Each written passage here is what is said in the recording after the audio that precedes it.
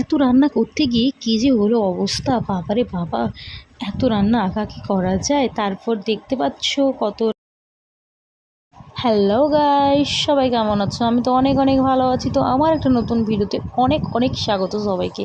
তো চলো ভিডিওটা এখান থেকে কন্টিনিউ স্টার্ট করতে থাকি, তোমরা কন্টিনিউ দেখতে থাকো। আজকে অনেক অনেক ব্যস্ত, তো 2-3 পদ রান্না হয়েছে, এখন অনেক অনেক জিনিস রান্না বাকি আছে।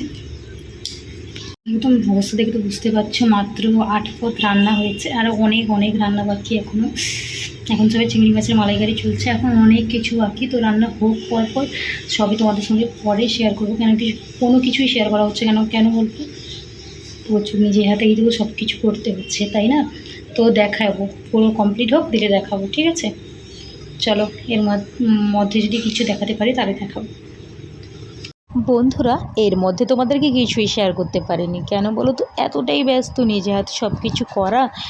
আর আমি তো মানে কি নাজেহাল একদম অবস্থায় গেছিলাম, সবজি থেকে শুরু করে সমস্ত কিছু নিজে হাতে করতে হয়েছে। তারপরে এই ছোট্ট একটু ডেকোরেশন করেছিলাম, কেন সেটাও বুঝতে পারবে তোমরা।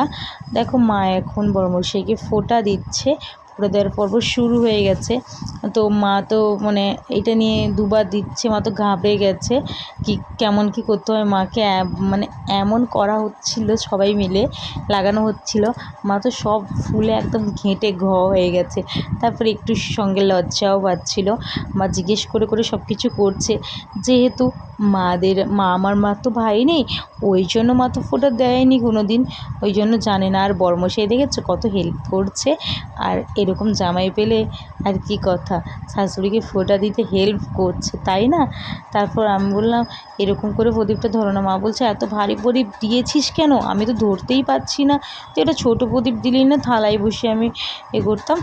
আমি বললাম, দেখো এটা দেখতে ভালো লাগবে বলে দিয়েছি। মা বললো, দেখতে ভালো লাগলে হয় না। মা এটা পরে আমাকে বলছিল, তখন দেখতে পাচ্ছ মা কীরকম হাসছিল, আর লজ্জা তো খুবই পাচ্ছিল। যাই হোক, তোমরা কমেন্ট করে বলবে মা কেমন লজ্জা পাচ্ছে। মা আবার ওকে আগুনের তাপটা দিয়ে দিল মাথায়, আশীর্বাদ করে দিল ভালো করে। মা বলছে সুস্থ থাকুক, ভালো থাকুক। মা আবার দেখো লজ্জা পাচ্ছে, ঘুমটা দিয়ে দিচ্ছে, জামাই ষষ্ঠী বলে কথা, ঘুমটা না দিলে হয়? তারপর দেখো আবার বাবা বলো, ওই তুই চন্দন বেশি করে দে। মা আবার চন্দন দিল। আমার মা বলছে, কি মন্ত্র বলবো? বাবা বলছে, বল বল মন্ত্র বল। তারপর আর কি মা আবার আশীর্বাদ করছে। এইটা নিয়ে মা কতবার যে আশীর্বাদ করলো ঠিক নেই।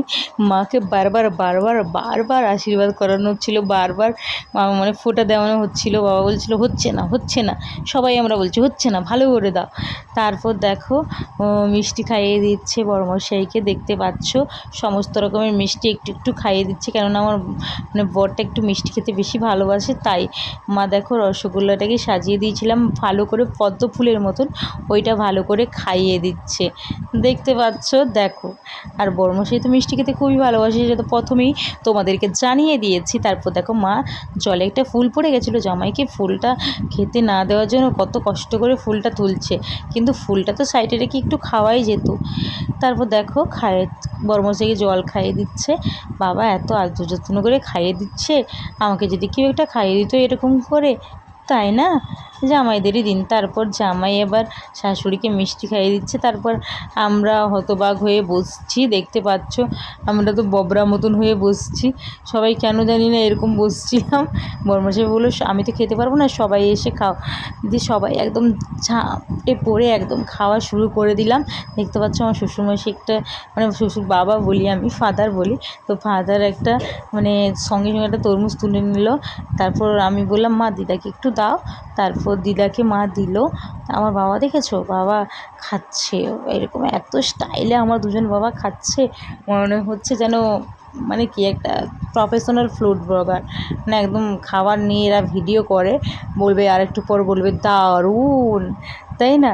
তারপর লাইটটা আমাদের ঠিক ছিল না, ওই জন্য মানে এমন একটা লাইট জ্বালিয়েছিলাম, পুরো লাইটটাই বাজে লাগছে। তো আমি মাকে দেখাচ্ছিলাম, দেখো মা দুজন এমন করছে, ক্যামেরার দিকে তাকিয়ে একদম ক্যামেরা পার্সনের মতন খাচ্ছে। এই দেখো দুজন একদম রাজার মতন বসছে। আমার বাবা বলছে, দেখ মাসি মাসি তাকাও তাকাও, ক্যামেরার দিকে তাকিয়ে খাও, সবাইকে দেখাও।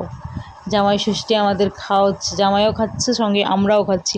আমার শ্বশুরমশাই তো একদম স্ট্যাচুর মতন হয়ে গেছে, দেখতে পাচ্ছ। আর সবাই তো ক্যামেরা পাশে না, ওই জন্য বেশি বেশি করে মানে মানে ওভার অ্যাক্টিং হয়ে যাচ্ছে। জানি না তোমাদের ভালো লাগবে কি না।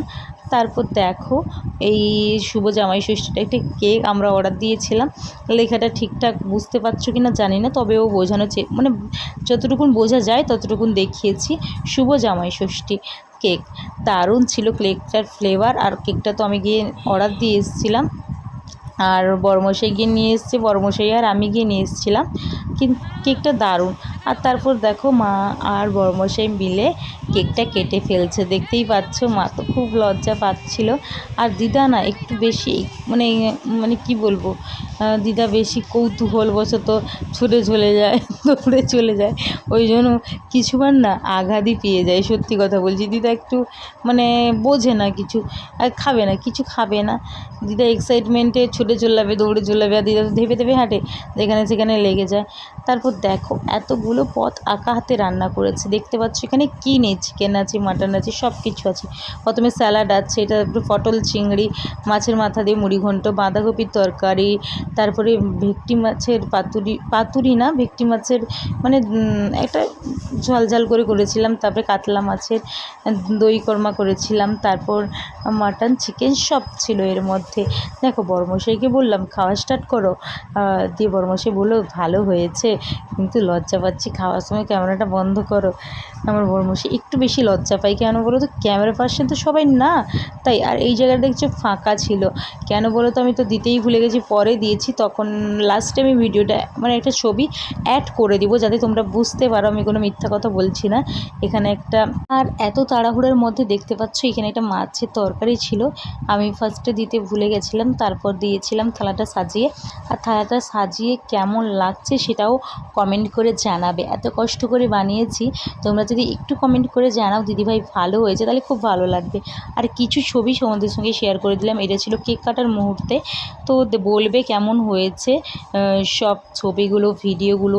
তো যদি অবশ্যই আজকের ভিডিওটা ভালো লাগে, সবাই একটু লাইক কমেন্ট সাবস্ক্রাইব করে দাও, আর পাশে থাকা বেল আইকনটি অবশ্যই ক্লিক করে দাও, যাতে আমার নতুন নতুন ভিডিও তোমাদের কাছে খুব তাড়াতাড়ি পৌঁছে যায়। চলো টাটা, বাই বাই, দেখা হবে পরবর্তী ব্লগে।